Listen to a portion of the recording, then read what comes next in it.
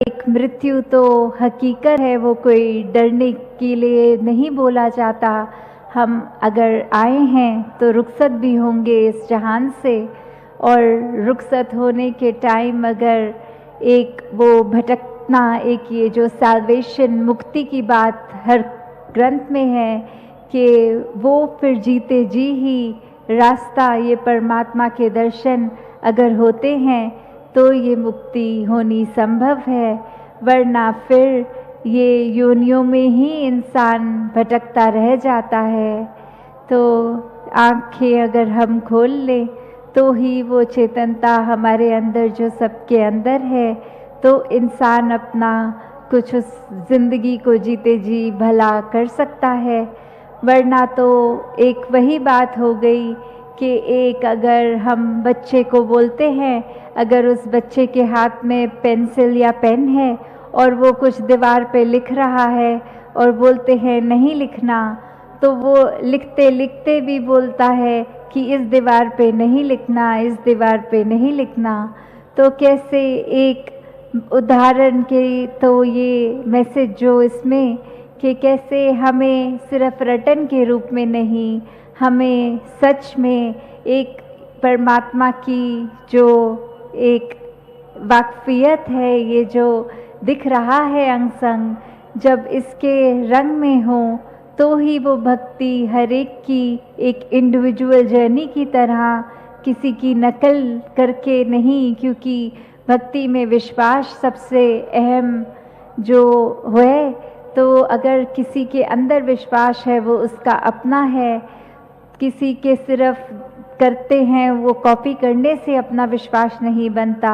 ये तो स्वयं एक खुद की यात्रा है, इस यात्रा पे हमें चलकर अपना विश्वास बनाना है। तो इंसान की फितरत तो इस तरह भी होती है कि अगर एक दिन कोई केले का छिलका दिखा और उस पर एक ना दिखे हुए उस पर पैर रख के फिसल गया इंसान, अगले दिन फिर वही, तो फिर तो समझ आता है कि हम एक सूर्य की किरण होते हुए ही भी दिन में भी वो इंसान बार बार गिर रहा है, तो ये उसी की नादानी है। संतों ने हमेशा ये संदेश दिया है कि अपनी आंखें खोलो और ये परमात्मा को जानो, और अगर ये संदेश कान में पड़ने के बावजूद भी कोई वो कार्य नहीं कर रहा, तो फिर तो वो नादानी है।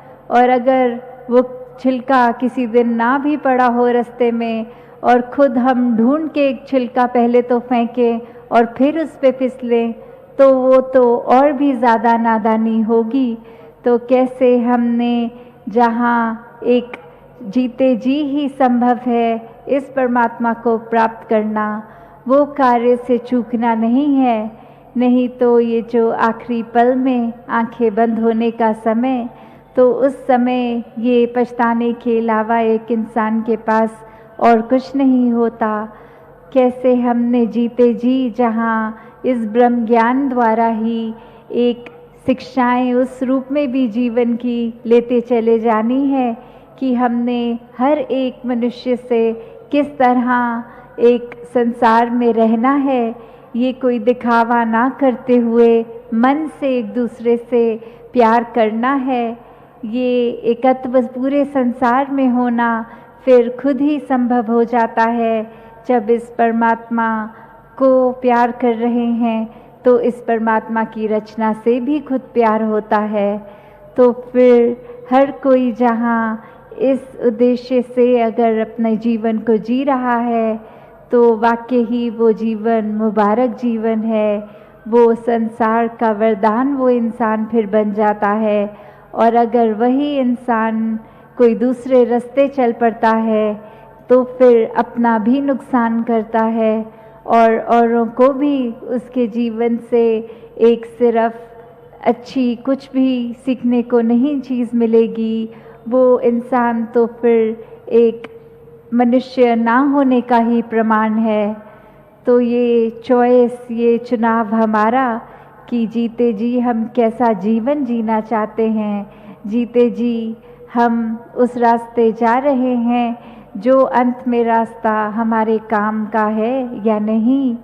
तो इस दातार, इस परमात्मा, इस निराकार से यही एक प्रार्थना कि हर एक के जीवन में जहाँ ये रोशनी आए, ये रास्ता आए कि हमें हर समय परमात्मा के, चाहे सो रहे हों, जाग रहे हों, कोई भी अन्य काम कर रहे हों, तो वो एहसास हमेशा बना रहे और हर कार्य फिर परमात्मा के एहसास में किया गया ही भक्ति है। ये भक्ति हर एक के जीवन में आए और यही भक्ति को और मजबूत करने के लिए हम संतों का संग करें, ये सत्संग करें, हम मन से इस परमात्मा के आगे अरदास करें, सुमिरन करें। ये जो शरीर, ये मन, ये हमें आर्थिक जो सुविधाएं मिली हैं, उससे किसी की भी सेवा करना मुबारक बन जाता है। तो दासी और शब्दों का सहारा ना लेके इन्हीं शब्दों से आज्ञा प्राप्त करेगी। सात संगत जी, ध्यान निरंकार जी।